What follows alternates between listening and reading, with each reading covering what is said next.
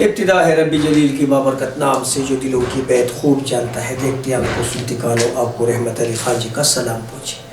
میری عزیز ہموطنوں، آج ہمارے جو ہے نا دو سبجیکٹ ہم نے جو ہے نا چھیڑنے ہیں، اس پہ بحث کرنی ہے. ایک تو جو کرنٹ افیئر میں ہے اسرائیل اور ایران کشیدگی جو کہ ایک پراکسی وار ہے. دوسری ہم نے پشتوں میں وہ سیگمنٹ ہے ہمارا سوات میں ٹیکس کا نفاذ اور ہماری سوکال لیڈرشپ کی چھانٹی. یہ دو چیزیں ہم نے ڈسکس کرنی ہے. تو پہلے موضوع کی طرف آتے ہیں. ایران جو کہ آج سے تقریباً ایک ہفتے پہلے جنہوں نے اسرائیل پر حملہ کیا، سارے امت مسلمہ میں ایک خوشی کی لہر دوڑ گئی. ہم بھی بہت خوش ہوئے. لیکن اس سے تقریباً 10 دن پہلے میں نے ایک خبر چلائی تھی، میں نے جو کہ awazswat.com پر وہ پروف کے ساتھ پڑھی ہے کہ امریکہ کہتا ہے کہ ایران حملہ کرنے والا ہے. اور یہ کچھ سیاسی یعنی یا جو سفارتی لیول پر یہ ڈسکس بھی ہو رہا تھا، جو کہ awazswat میڈیا ہاؤس نے اس کو ہائی لائٹ بھی کیا تھا. اب کارروائی تو ہو گئی ہے. چلو کچھ وقت کے لیے فلسطین کی معصومین کے لیے اللہ تعالی نے ایک ریلیف فراہم کیا ہے. اور گو کہ فلسطین کی جو جتنی بھی معصوم لوگ ہیں، انوسنٹ لوگ ہیں، انہوں نے اس پر بہت جشن بھی منایا. ایران میں بھی منایا گیا، باقی مسلم ممالک میں بھی منایا گیا اور منانا بھی چاہیے. لیکن یہ اگر ہم فار ایگزامپل آپ کو آج سے تقریباً 4 دہائی پیچھے لے جائے تو عراق اور ایران وار میں یہ ایک پراکسی وار جنگ ہوتی ہے، جس میں جو ایک چور کو کہتے ہیں کہ آپ چوری کر اور گھر والے کو کہتے کہ آپ چوکیداری کر. یہ ایسی ٹائپ کا ہے. تو ایران نے امریکہ کو 72 گھنٹے پہلے بتایا کہ ہم نے اسرائیل پر حملہ کرنا ہے. اسرائیل پر حملہ کرنا ہے. تو اسرائیل نے کیا کیا، اپنے جتنے بھی کالجز تھے، اسکول تھے، ان کو چھٹی دی. جتنے بھی ان کے جاب جہاں پر ہو رہے تھے، آفیسز تھے، اسرائیل میں ایک خاص میکینزم ہے جنگ کے لیے. وہاں پر بنکر بنے ہوئے، شہر انڈر گراؤنڈ بنے ہوئے. تو انہوں نے اپنے لوگوں کو انڈر گراؤنڈ کیا. پھر ایران نے کیا کیا، ایران نے وہ ڈرون ہوا میں اڑائے جن کی سپیڈ جو ہے نا 140 کلومیٹر پر ہاور تھی. تو اس کو جو اسرائیل کا جو ایئر ڈیفنس سسٹم ہے، اس نے اس کو بہترین انداز میں انٹرسیپٹ کیا.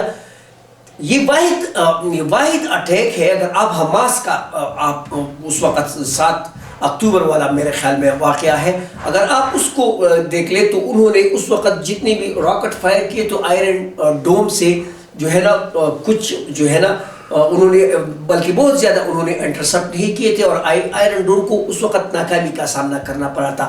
اس دفعہ آئرن ڈوم نے تقریباً 99.9% جو ہے نا اپنے جو ہے اہداف کو حاصل کیا ہے. وجہ کیا تھی؟ وجہ یہ تھی کہ جتنے بھی ایران کے پاس جو سست روی والے ڈرون تھے انہوں نے وہ چڑھائے. اور وہ جب اسرائیل پہنچی تو اس کو باقاعدہ آئرن ڈوم میں انٹرسپٹ کیا. کروز میزائل بھی وہ معمولی نوعیت کے تھے. جبکہ ایران کے پاس سپر سونک میزائل بھی ہے جو کہ آواز کی رفتار سے بھی بہت زیادہ تیز چلتے ہیں. لیکن ایران نے وہ استعمال نہیں کیے، کیونکہ ایران تو صرف چاہتا تھا کہ میں جو ہے نا اپنے قوم کے آگے سرخرو ہوں. تو اس کی وجہ سے انہوں نے جو ہے نا پھر انہوں نے اقوام متحدہ میں جا کے بس یہ کہا کہ ہم جو ہے نا آگے کچھ بھی نہیں کریں گے، بس یہاں تک جو ہے ہم نے دمشق کا جو بدلہ ہے وہ لے لیا. اور امریکہ کا بھی ایک موقف آیا کہ اگر وہ اسرائیل ایران پر حملہ کرتا ہے تو امریکہ اسرائیل کا ساتھ نہیں دے گا. اب یہاں پر آپ سیناریو کو چیک کر لیں. امریکہ کہتا ہے اسرائیل کو، یعنی امریکہ جو کہ باپ ہے اسرائیل کا، وہ کہتا ہے کہ ایران جس پر بین الاقوامی سینکشن بھی لگی ہوئے ہیں مدتوں سے، یہ بھی برائے نام سینکشنز ہے، تو ان کے لیے ہمدردی کا اظہار کر رہے ہیں کہ اگر آپ ایسا کرتے ہو، جبکہ حماس کے مقابلے میں جہاں پر بھی اسرائیل کو یا ہتھیار کی کمی کا سامنا کرنا پڑا یا ان کو ایئر فورس جو ہے نا فیسلٹیز پرووائڈ کرنے کی، ان کے لیے گولہ بارود جتنی بھی ہتھیار ہیں سارے جو امریکہ نے سپلائی کیے اور ایران نے کے مقابلے میں اس نے کہا ہے کہ یار ہم نے جو ہے نا آپ کا ساتھ نہیں دینا ہے. تو یہاں سے آپ یہ سپریقی اتحاد کا آپ اندازہ لگا سکتے ہو.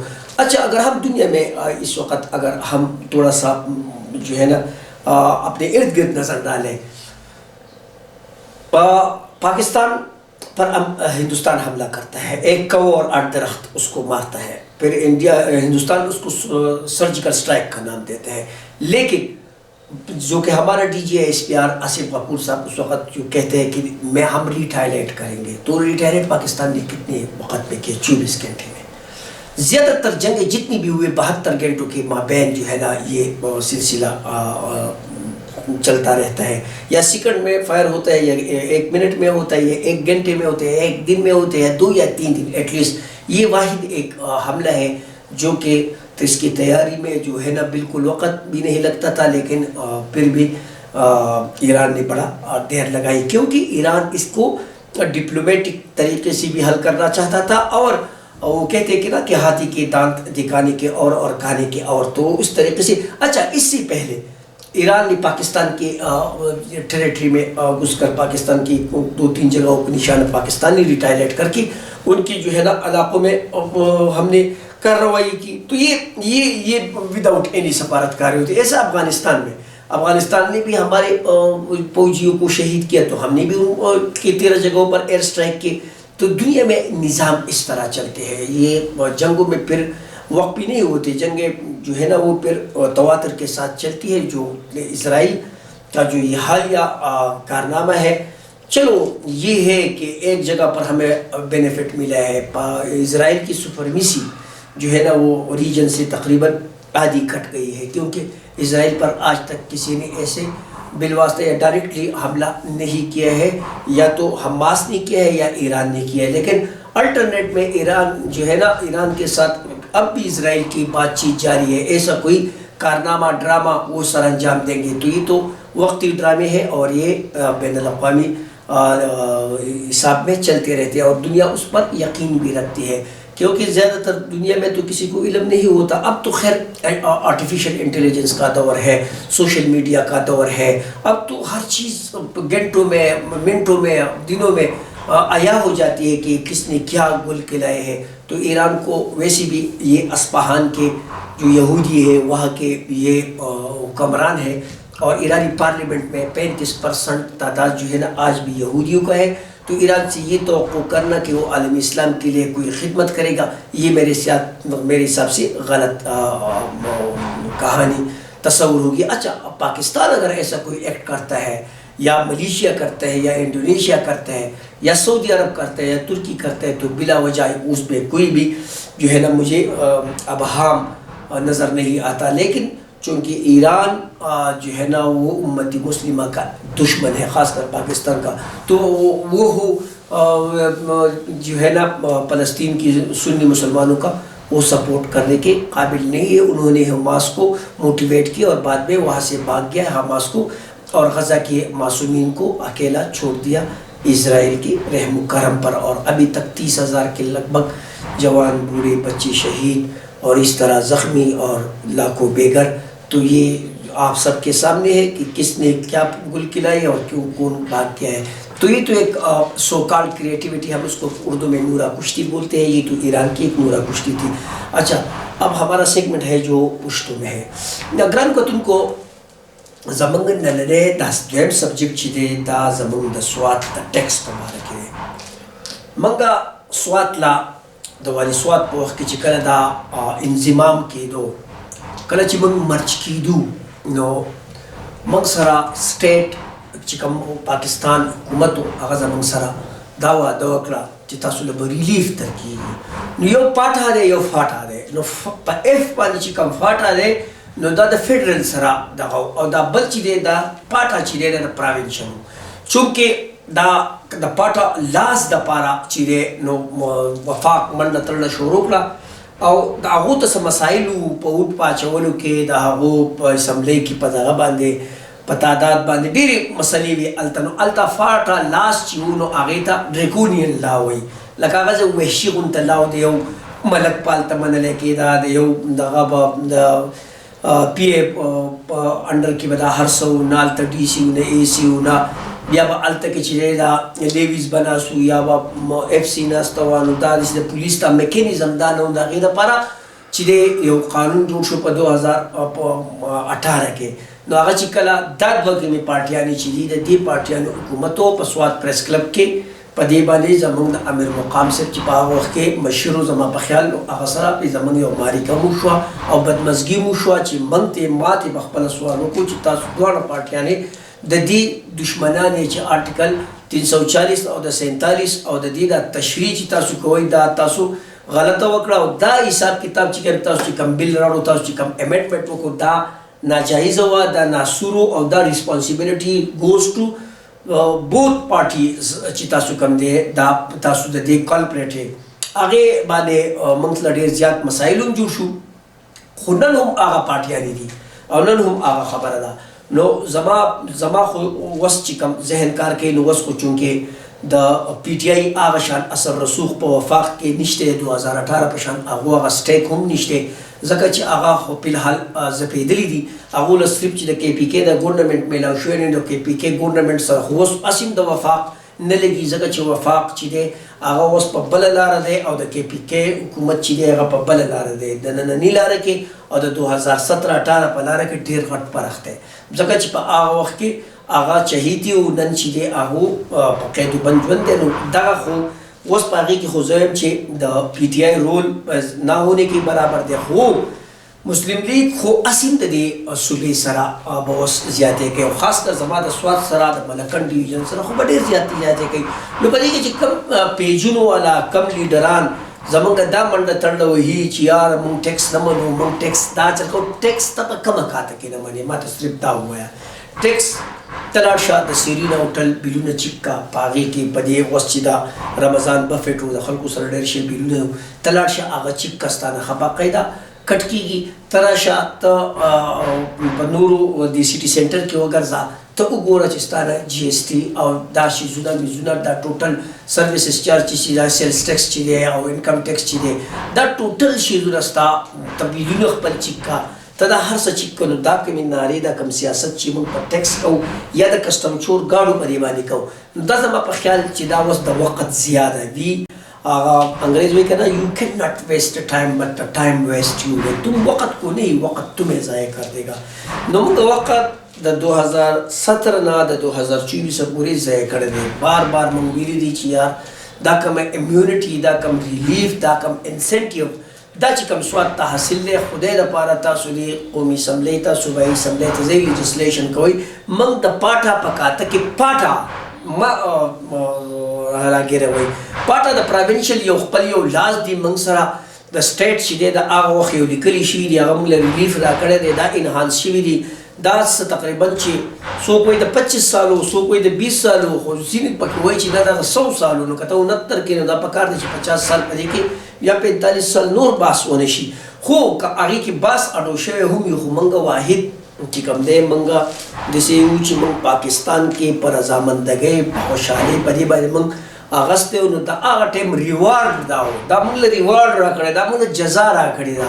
نو د دې اوس سزا موږ له مه راکوئ. نو سزا که څوک اوس وایي چې یار لکه زه ډېر زیات سپیچونه زموږ د معتبر جناب عبدالرحیم صاحب زه ډېر زیات فین یم، ډېر زیات یې خوښوم، خو د هغه نه څه خلک انټرویو الي، نو هغه دا زړې کم انټرویوانې یا نوي چلېږي. نو په هغې کې چې کوم موږ وینو نو په ګراونډ باندې داسې هېڅ قسمه نشته چې ته د سرکار دا کاتې ودرې، ځکه سرکار بای هوک یا بای کروک تا باندې هغه شی امپوز کړی دی. اوس د نه منلو خو په هغه هر یو یوټیلیټي بل کې ته هغه ورکوې، نو دا خو لکه دا خو داسې دی لکه ہم شکاری کی نل پر نہیں بیٹھیں گے، اگر بیٹھ گئے تو پر پڑا کر اڑ جائیں گے. نو دا یو دغه و د پلاسپرو نو هغه دا توچیان راوړل دا په ځنګل کې الټه ځوړلي په دې نل باندې. نو دا زه ټیچ کوم چې دا بیا سبا زه پرېږدم دغلته دې ځنګل کې چې بیا دا دې خلکو ته د نورو توتیانو ته ټیچنګ وکړي. نو هغه په کال کې ورته دا ووایي چې هم شکاری کې نل پر نہیں بیٹھیں گے، اگر بیٹھ گئے تو پر پڑا کر اڑ جائیں گے. چې دی ورته زده کړل، بیا هغه توتي په ځنګل کې پرېښود، هغه توتي هغه چې کال پس لاړ وی چې دا وګورم چې زما دې طوطي څه کارنامه کړې نو د هغه طوطي هم الټه پروت و ځوړند او هغه نور طوطیانو سره هم الټه ځوړند و. دا خبره یې کوله ہم شکاری کیندل پر نہیں بیٹھیں گے اور اگر بیٹھ گئے تو پر پرا کر اڑ جائیں گے. نو زمونږ مسله دا ده زمونږ په پاکستان کې لکه مونږ زمونږ اجماع یا زمونږ جمع چې دا هغه په شریکه نشته. مونږ جسټ هغه پولیټیکل کمپرومایز کوو یا پولیټیکل اکټیویټیز کوو. نو دا یا د پولیټیکل وکټمایزیشن دپاره یو شی کوو. درې خبرې دي. نو د هغې دپاره مونږ چې چلو کوو مونږ هغه کوم ایجنډې چې دي هغه کوم مردخانې نه سردخانې نه مونږ هغه کوم چې کوم رد دي ټوکرې ته چې کوم زمونږ کوم دغه رسېدلي هغه مونږ واپس راولو په هغې باندې مونږ بیا ایکسرسایز شروع کړو. نو زه به لکه خبره دا ده چې تاسو کوم من حیث القوم چې دی نو هغه په دې باندې اتفاق هم نه کوي ځکه چې کله هم په سرکار نه د کسټم چور ګاډي دپاره څه شی راوځي څه لار راوځي نو لاول یو بارګین والا تلی بل بارګین والا تلی هغه مشر ته هم صبر نه کوي. د دې قوم مشر هم نه دی معلوم. لکه مشر دا دی لکه زه به اوس دا وایم چې زموږ په منګوره کې عبدالرحیم صاحب مشر دی ټول یې مني زه یې پخپله منم. خو که مسله راشي نو زموږ نه ډېر مشران چې دي هغه مخکې هم تلي بیا هغه هم دا خبره کوي چې زه مشر یم زما دا کار مخکې وکړه او هغه که څه فیصله کوي نو هغه به کوي ځان له زما د لمبر هم مخکې راکړه او زما د دغه هم وکړه. که هر یو افسر راځي د هغه نوې نوې فارموله ده دا د 2008 نه نوې افسر که په بیوروکراسي کې راځي او که د ادارو نه راځي یا چې راشي نوې لا امپوز کړي او هغه لا چې د هغه بیا ډسپوز شي او د هغې نه پس چې دی هغه روپۍ د حکومت هم ولګي د خلکو هغه ټیم هم ضایع شي او هغه کار ونه شي. اصل کې په پاکستان کې کسټم چې دی دا خو د هر یو ملک روایت دی. کسټم مطلب ستا کلچر. کسټم مطلب کسټم ګور یو کسټم خو کاسټیوم ته وایي هغه پرېږده. کسټم وایي ستا روایت ده.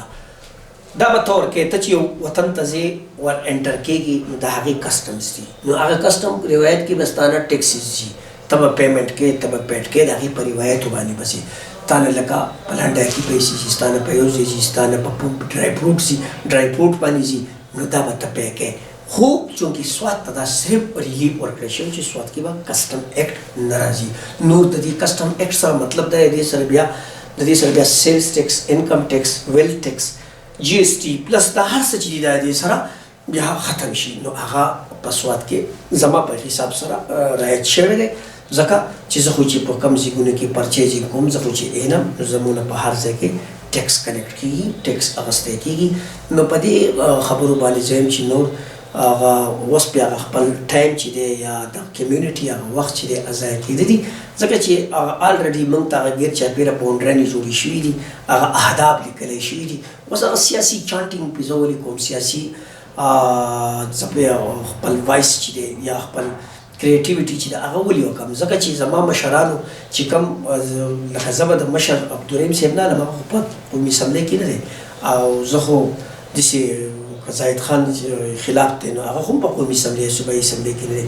کوم چې زما مشران تللي دي کوم چې زه دا وکیل خان واخلم دا د کانجو دا د هم ډېر اکټیویټیز کې په دې کې نو دی خو په دغه کې نه دی. دی خو لیجسلیشن کې خو دی نه دی. داس لیجسلیشن کې زما د دې قوم مجرمان هغه دي کوم چې د 14 بلکې د زه به ووایم چې 14 کلونه په دغه کې دي په حکومت کې دي او د هغو د لاسه د سوات د خلکو سره دا ظلم وشو او په سوات کې دا شی چې دی دا 70% هغه امپلیمنټ شوی دی 30% پاتې دی هغه اعلانیه پاتې دی.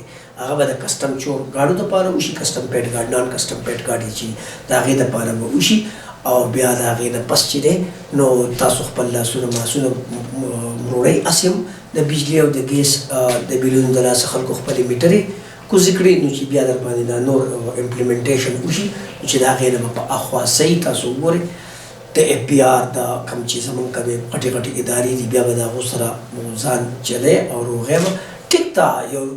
یو ښه قوم له دا پکار دي خو چونکې ښه قوم له یو ریلیف سټیټ ورکړی دی نو پکار ده چې هغه ریلیف خو موږ ته حاصل وي. موږ خو د ټیکسونو میکسونو خلاف نه یو موږ سره واده شوي ده. موږ سره د سټیټ موږ له یو پرسټیج راکړی دی موږ له یو اعزاز راکړی دی. په هغه اعزاز باندې زموږ مشران پوهه نه شو. زیاتر مشران په بل په پاس کېدو په ټایم کې په دغه ریټن باندې هم نه پوهېږي نه وله څه ورځي خو چې بس الله تعالی د دنیا ده او خپل مشران په دې کې زمونږ باندې راوستي دي. اوس که هغه ایبل دی که نه دی ایبل، او که هغه جینیس دی او که نه دی جینیس، او هغه که کیپیبل دی او که نه دی کیپیبل، او که هغه فار ایگزامپل زمونږ دپاره لایق دي یا نه دی لایق، خو امپوز دي. ګران کتونکو زه رحمت علي خان جي ستاسو نه اجازت غواړم. وما علینا الا البلاغ.